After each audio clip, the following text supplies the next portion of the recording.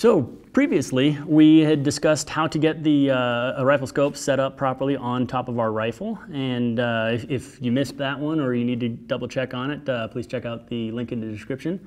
We can go ahead and cover that before we get to this, which is we're going to tell you how to set up the rifle scope for your eyes, for your needs, for basically for you. A couple of adjustments here on the scope that are unique to the user and are going to be changed constantly for the most part. At least Parallax will be. Diopter for the most part is this rearmost adjustment back here. On Burris scopes we have it marked as reticle focus.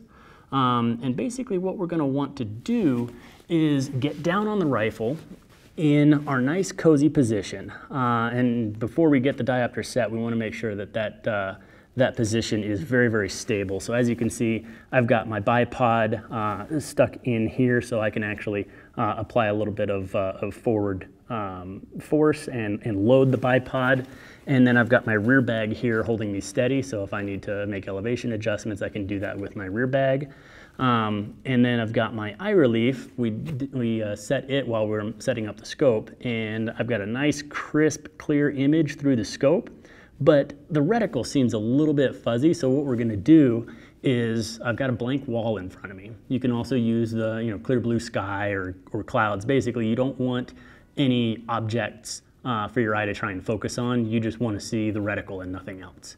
So I have a wall about 10 feet in front of me, and all I can see is the reticle. So what I want to do is I'm going to close my eyes and open them.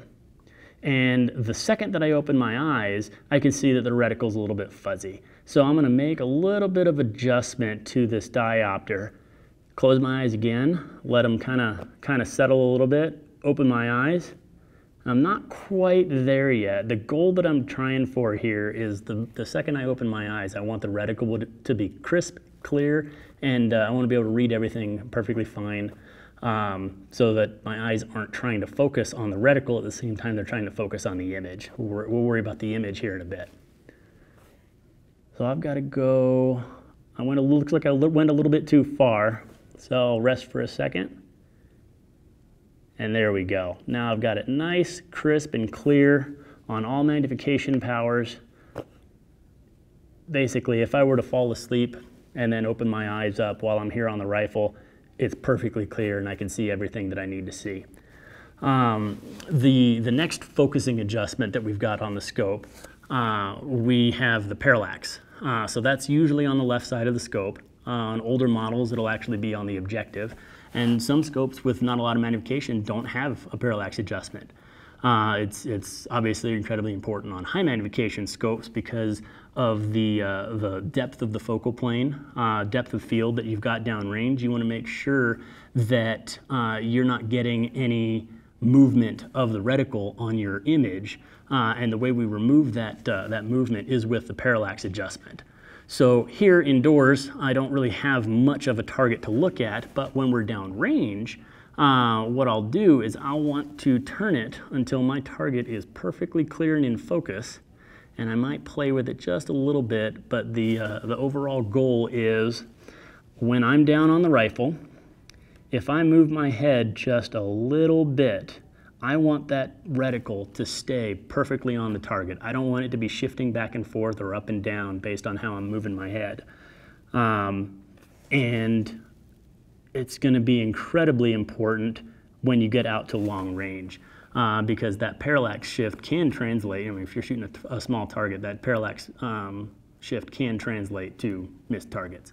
So we definitely want to understand how that works and how to use that parallax adjustment to our advantage rather than just letting it ride and then wondering why we missed later on down the road. So let's say we are in a hunting situation.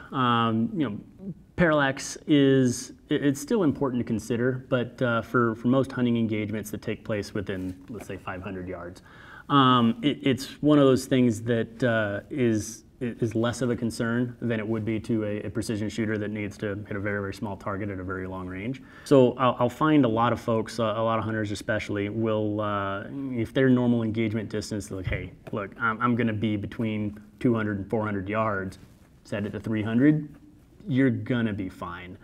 for the most part. The amount of shift is going to be negligible at closer ranges like that.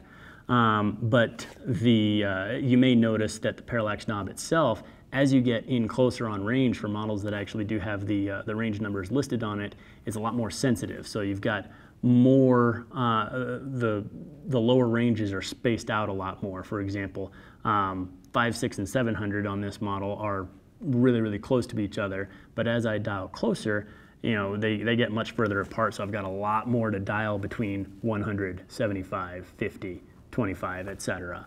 So really where that's going to come into play is for our close range shooters, 22 guys, and of course the precision shooters, because you want to make sure and remove that parallax error from the scope for those precision settings. But in most cases, if you're hunting, we just want to make sure that we're kind of in the ballpark. If you've got it set to infinity, but you're in the bushes and you're going to be shooting 100 yards, your image probably isn't going to be as clear as it could be if you set it to 100 and left it right there. All right, guys, thanks for watching. If you have any comments, drop them in the comments below. We'll do our best to answer them and get you the right Burris product for you. Otherwise, make sure to click the link right here for the next piece of educational material. As always, click the subscribe button to get more information on Burris and hit that like button.